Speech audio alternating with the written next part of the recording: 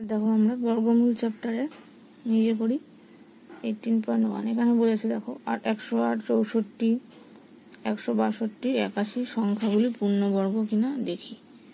যেগুলি পূর্ণবর্গ সংখ্যা নয় তাদের সব থেকে কম শূন্য ছাড়া কোন অখণ্ড সংখ্যা দিয়ে গুণ বা ভাগ করলে পূর্ণবর্গ সংখ্যা পাবো। তাহলে আমি প্রথমে 1 নম্বরে একটা 108 যেটা আছে সেটা পূর্ণবর্গ কখন হবে, যখন তুমি বর্গমূল নির্ণয় করতে পারবে। তাহলে এটা 2 দিয়ে করলে 54, এটা 2 দিয়ে করলে হচ্ছে 27, 3 দিয়ে করলে 9, 3 দিয়ে করলে 3।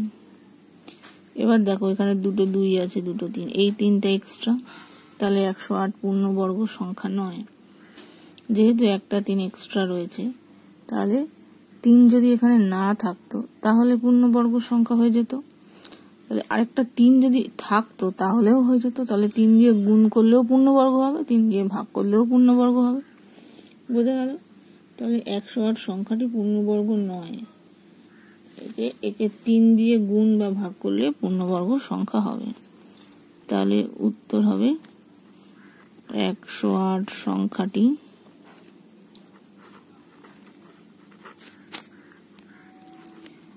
পূর্ণবর্গ নয়। একে 3 দিয়ে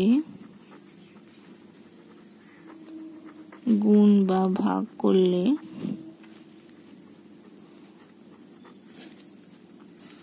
পূর্ণবর্গ সংখ্যা পাওয়া যাবে।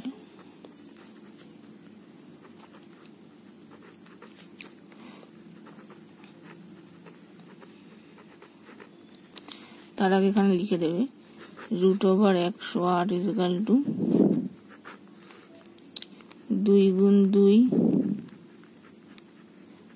এটা তো বেরিয়েছে, তার মানে 2 আর 3 একটা থাকছে, আর হচ্ছে একটা রুটের ভেতরে 3 থাকছে। যেহেতু থাকছে সেই জন্য এটা হবে না। এবার একই রকম ভাবে বাকিগুলো করবে। 64টা দেখো পূর্ণবর্গ হয়ে যাবে, কারণ 18 64 করে হবে। 81ও পূর্ণবর্গ হয়ে যাবে। তাহলে তো সেখানে আর ওইটা লিখতে হবে না, লিখবে যে 64 সংখ্যাটি পূর্ণবর্গ সংখ্যা বা 81 সংখ্যাটি পূর্ণবর্গ সংখ্যা। তাহলে আর গুণ ভাগের প্রশ্ন নেই। 162টা এরকম করে বার করবে। এবার দেখো নিজে করি 18.2। এবার বলেই দিয়েছে যে শূন্য ছাড়া কোন, মানে এগুলো পূর্ণবর্গ সংখ্যা হবে না। কোন ক্ষুদ্রতম অখণ্ড সংখ্যা দিয়ে ভাগ করলে নিম্নলিখিত সংখ্যাগুলি পূর্ণবর্গ সংখ্যা হবে। তাহলে আমি একটা করছি, দেখো 450 বিয়েরটা করছি। তাহলে দেখো 450 2 দিয়ে করলে 2, 25, 3 দিয়ে করলে 3 সাথে 21, 75, 3 দিয়ে করলে 25। সুতরাং √450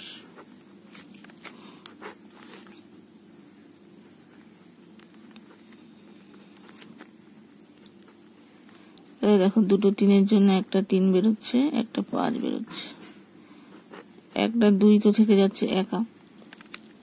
তাহলে কি করতে হবে বলেছে, কোন ক্ষুদ্রতম অখণ্ড সংখ্যা দিয়ে ভাগ করলে, তাহলে 2 দিয়ে ভাগ করলে, তাহলে উত্তর হবে 2 দিয়ে ভাগ করলে 450 সংখ্যাটি পূর্ণবর্গ সংখ্যা হবে। তাহলে 2 দিয়ে ভাগ করলে 450 পূর্ণবর্গ সংখ্যা হবে। এই একই রকম ভাবে এরপর দেখো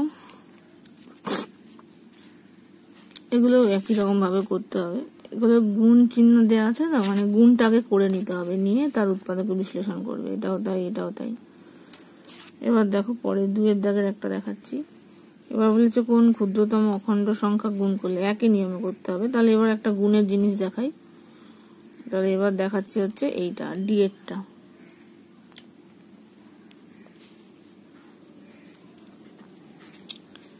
(24 × 28) কত হয়? গুণ করলে দেখো 4 8 32, 2 হাতে রইল 3, 4 দুগুণে 8 আর 3 11, 8 দুগুণে 16, 6 হাতে 1, 4 আর 1 5, 2 7 6 672। এবার এই 672কে আমি উৎপাদকে বিশ্লেষণ করব। 2 দিয়ে করলে 3, 2 দিয়ে করলে 3, 2 দিয়ে করলে 1, 6 8,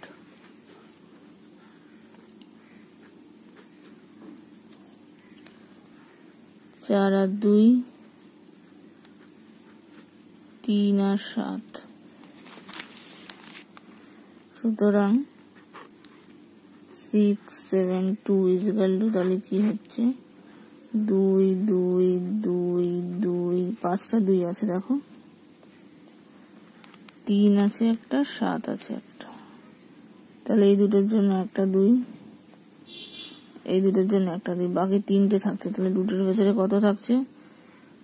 3 দুগুণে 6, 6 7 42। তাহলে 42 গুণ করলে সংখ্যাটি পূর্ণবর্গ হবে। বোঝা গেল? একটা থাকলে একটা লিখতে, আর যদি যে কটা আছে সব একটা একটা, তার মানে আরো একটা 2 লাগবে, আর একটা 3 লাগবে, আর একটা 7 লাগবে। তিনটের গুণফল মানে 42, তাহলে 42 গুণ করতে হবে।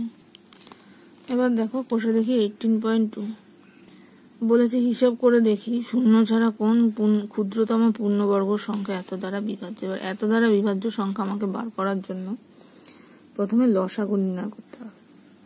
এবার লসাগু করে দেখা যাবে কোন একটা সংখ্যা হয়তো জোরে আসছে না, তাহলে সেই সংখ্যা দিয়ে আমাকে করতে হবে। তাহলে প্রথমে লিখে নিই 12 16 20 24 দ্বারা বিভাজ্য সংখ্যা নির্ণয় করার জন্য এদের লসাগু নির্ণয় করতে হবে। তাহলে 12 16 20 ও 24 দ্বারা বিভাজ্য সংখ্যা নির্ণয়ের জন্য এদের লসাগু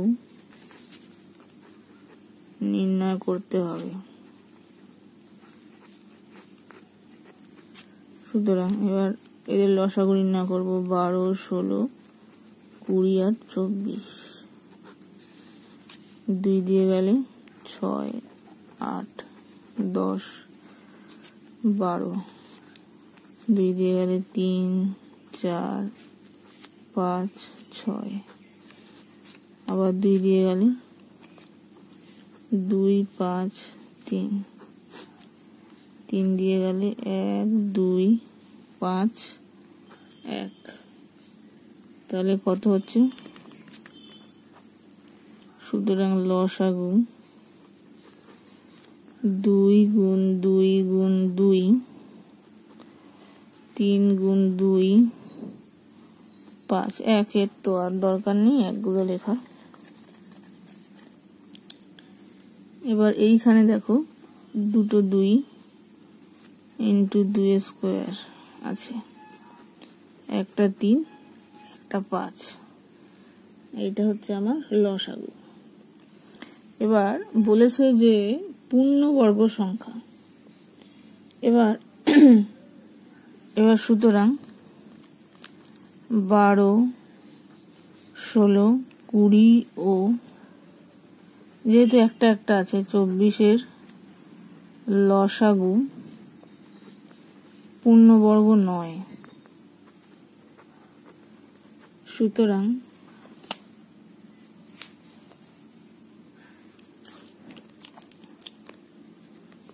12 16 20 ও 24 দ্বারা বিভাজ্য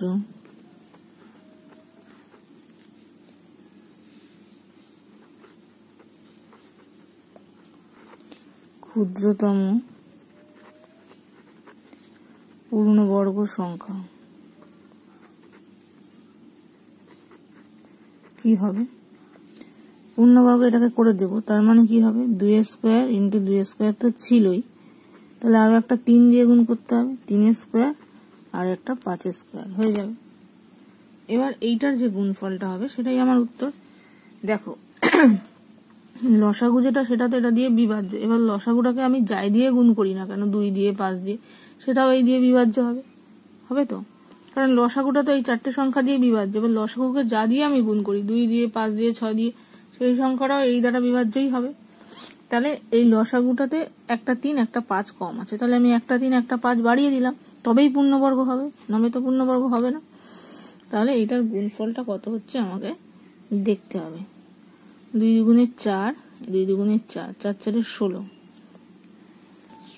তাই দেখো 3 3 9, এটা হচ্ছে 25, তার মানে গুণ করলে হচ্ছে দেখো 3600, এটা পূর্ণবর্গ সংখ্যা। তাহলে উত্তর হবে 3600, 12, 16, 20 ও 24 দ্বারা বিভাজ্য পূর্ণবর্গ সংখ্যা, ক্ষুদ্রতম পূর্ণবর্গ সংখ্যা। বোঝা গেল? 3600 হলো 12, 16, 20, 24 দ্বারা বিভাজ্য ক্ষুদ্রতম পূর্ণবর্গ সংখ্যা। এবার দেখো 2-এরটা, দুটি ধনাত্মক সংখ্যার গুণফল এত এবং বড় সংখ্যাটি ছোট সংখ্যাটি 2 গুণ। তাহলে বড় সংখ্যা ইকুয়াল টু লিখতে পারি 2 গুণ ছোট সংখ্যা। তাহলে হিসাব করে দেখি সংখ্যা দুটি কি কি। তাহলে বড় সংখ্যা গুণ ছোট সংখ্যা ইকুয়াল টু হচ্ছে 98, ঠিক আছে? তাহলে দেখো বড় সংখ্যা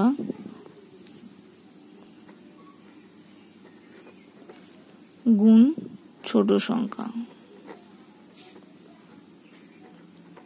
ইকুয়াল টু হচ্ছে 98। এবার বড় সংখ্যাটি ছোট সংখ্যার 2 গুণ, তার মানে বড় সংখ্যার জায়গায় কি লিখতে পারি 2 গুণ ছোট সংখ্যা,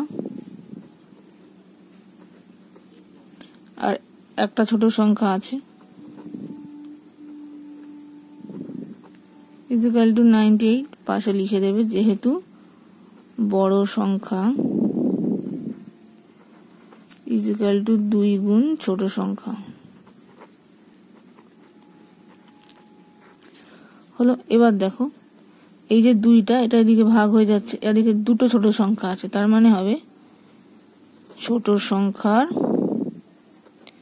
স্কোয়ার, যেহেতু দুটো আছে তাই হবে 2। এবার 2 দিয়ে ভাগ করলে 98 ভাগ 2 কত হচ্ছে 49। তাহলে ছোট সংখ্যা কি হবে, স্কোয়ার থেকে সংখ্যা বার করার জন্য আমাদের বর্গমূল করতে হয়, তাহলে স্কোয়ারটা চলে যাবে, এটার বর্গমূল হলো, তাহলে হলো 7। তাহলে ছোট সংখ্যা হয়ে গেল 7। তাহলে বড় সংখ্যা কি হবে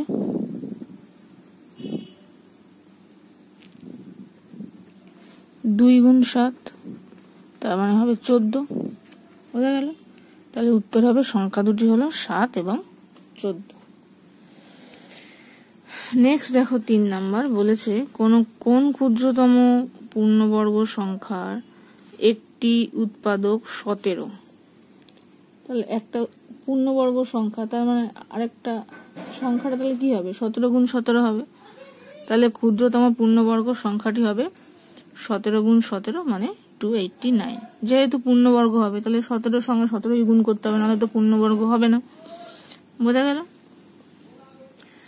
এবার দেখো 4 নম্বর অঙ্ক বলেছে 10, 15, 20 ও 30 দ্বারা বিভাজ্য ক্ষুদ্রতম পূর্ণবর্গ সংখ্যা শূন্য ছাড়া নির্ণয় করি। তাহলে এই অঙ্কটার মতো সেম অঙ্ক, লসাগু করতে হবে, করে যেটা একটা একটা থাকবে সেটার সঙ্গে ডবলটা গুণ করে পুরো একের অঙ্কের মতো সেম এখানে বেরোবে ক্ষুদ্রতম পূর্ণবর্গ সংখ্যা। এবার বলেছে ওই সংখ্যাগুলি দিয়ে বিভাজ্য পরের পূর্ণবর্গ সংখ্যা। এবার এখান থেকে তো আমার একটা ওই পূর্ণবর্গ সংখ্যা তো বেরোলো, যেটা যেটা একটা একটা আছে সেটাকে দুটো দুটো দিয়ে গুণ করে হলো। এইবার পরের পূর্ণবর্গ সংখ্যা আমি কি করে পাবো? এবার যেই সংখ্যাটা বেরোবে তার সাথে একটা পূর্ণবর্গ সংখ্যা আমাকে গুণ করতে হবে। তাহলে 1 থেকে শুরু করে প্রথম পূর্ণবর্গ সংখ্যা কি 1 নয়, 2ও নয়, 3ও নয়, 4। 4 তো 2 স্কোয়ার, তাহলে 4 পূর্ণবর্গ সংখ্যা। তাহলে এখান থেকে আমার এই নিয়মে করে যেই পূর্ণবর্গ সংখ্যাটা বেরোবে, মানে লসাগু করে লসাগুটা পূর্ণবর্গ সংখ্যা হবে না, তার সাথে আরো যেগুলো যেগুলো বাকি সেগুলো করে পূর্ণবর্গ করতে হবে, করে নিয়ে তার সাথে আমাকে পরের পূর্ণবর্গ সংখ্যা মানে 4 গুণ করতে হবে। যেহেতু 4 হচ্ছে প্রথম পূর্ণবর্গ সংখ্যা, তার পরেরটা নির্ণয় করার জন্য 4 দিয়ে আমাকে গুণ করতে হবে। তাহলে প্রথমে আমি দেখিয়ে দিচ্ছি, এর লসাগু নির্ণয় করে তারপর বলছি। তাহলে দেখো, প্রথমে এটার জন্য লসাগু নির্ণয় করতে হয়েছে। 2 স্কোয়ার আছে, 3 আর 5 একটা একটা আছে, তাহলে পূর্ণবর্গ করতে হলে একটা 3 একটা 5 দিয়ে গুণ করে স্কোয়ার করে হলো 900। তাহলে ক্ষুদ্রতম পূর্ণবর্গ সংখ্যা হলো 900।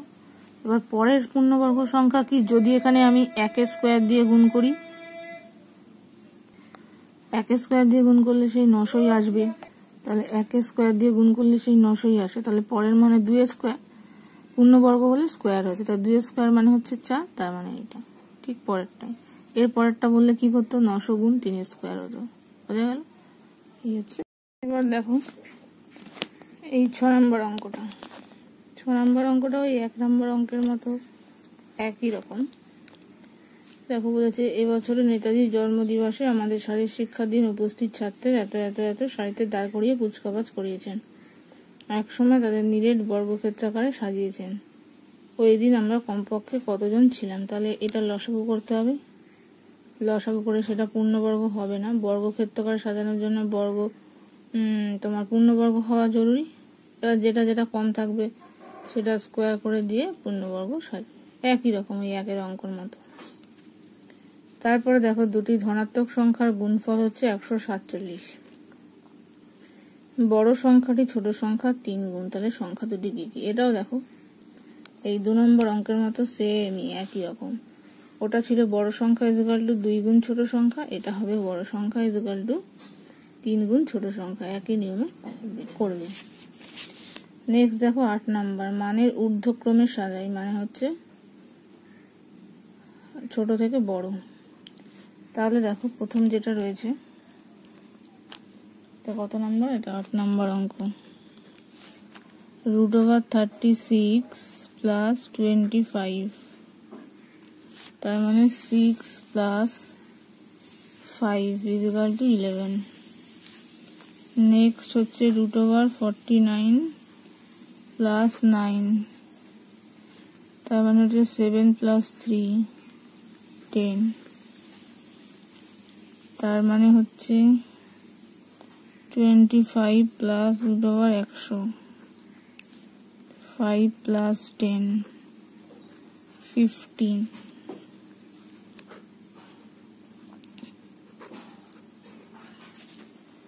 দুই প্লাস 4 মানে হচ্ছে 6। তাহলে সব থেকে ছোট কোনটা? এইটা, তার মানে √4 প্লাস √16 লেস দেন, তারপরে হচ্ছে 10, তার মানে 49 প্লাস √9।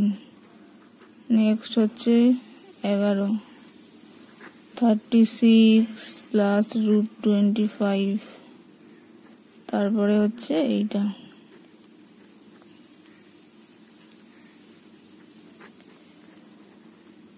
বুঝে গেল? তাহলে মানের ঊর্ধ্বক্রমে সাজিয়ে পাই এই। এবার দেখুন 9 নম্বর অঙ্ক বলেছে, 3টি সংখ্যার গুণফল,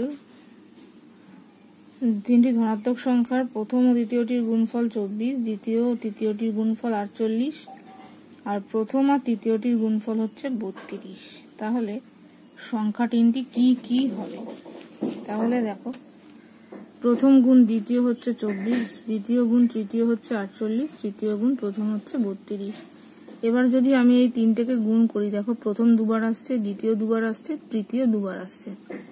তাহলে প্রথম গুণ দ্বিতীয় গুণ তৃতীয়র হোল স্কোয়ার হবে, কারণ সবই তো দুবার দুবার করে আসছে, ইকুয়াল টু হবে এই 3টের গুণফল। তাহলে প্রথম গুণ দ্বিতীয় গুণ তৃতীয় কি হবে? এই যে গুণফল যেটা হবে তার বর্গমূল করতে হবে। তাহলে লিখে নিই। তাহলে দেখো প্রথম গুণ দ্বিতীয় গুণ তৃতীয় দুটো দুটো করে এসছে বলে স্কোয়ার, ইকুয়াল টু হচ্ছে এই 3টের গুণফল। তাহলে প্রথম গুণ দ্বিতীয় গুণ তৃতীয় কি হবে? স্কোয়ার উঠে গেলে রুট করতে হয়, এটা রুট। এবার দেখো 24-এর উৎপাদক কি লিখেছি, 3 8 24, তাহলে 3 গুণ 2 গুণ 2 গুণ 2, 24-এর উৎপাদক হলো। তারপর 48-এর উৎপাদক হচ্ছে দেখো 4 বারং 48, 2 দুগুণে 4, 3 4 12, এটা হচ্ছে 48। এইভাবে একইভাবে 32কে ভাঙলে 5টা 2 হলো। কারণ বড় সংখ্যা গুণ করে করতে গেলে অনেক কঠিন হয়ে যাবে। এবার দেখো এখানে 2 আছে টোটালি 12টা, তাহলে দুটোর জন্য একটা করে আসলে 6টা 2 আসবে, আর 3 আছে দেখো দুটো, তার জন্য একটা। বা গুণ করে হচ্ছে দেখো 2 দুগুণে 4, 4 দুগুণে 8, 8 দুগুণে 16, 16 দুগুণে 32, 32 দুগুণে 64, 64 ইন্টু 3 হচ্ছে 192। তাহলে প্রথম ইন্টু দ্বিতীয় ইন্টু তৃতীয় সংখ্যার গুণফল হচ্ছে 192 হলো। তাহলে প্রথম সংখ্যা কি হবে? এই তিনটের গুণফল থেকে যদি আমি প্রথম আর দ্বিতীয়টার গুণফলটা ভাগ দিই, তাহলে প্রথম দ্বিতীয় চলে গেলে শুধু তৃতীয় সংখ্যা পাবো। আবার তিনটের গুণফলের সঙ্গে যদি দ্বিতীয় তৃতীয় সংখ্যার গুণফলটা ভাগ দিই, তাহলে প্রথম সংখ্যা পাবো। একইভাবে তৃতীয় আর প্রথমের গুণফল যদি ভাগ দিই, তাহলে দ্বিতীয় সংখ্যা পাবো। বোঝা গেল? তাহলে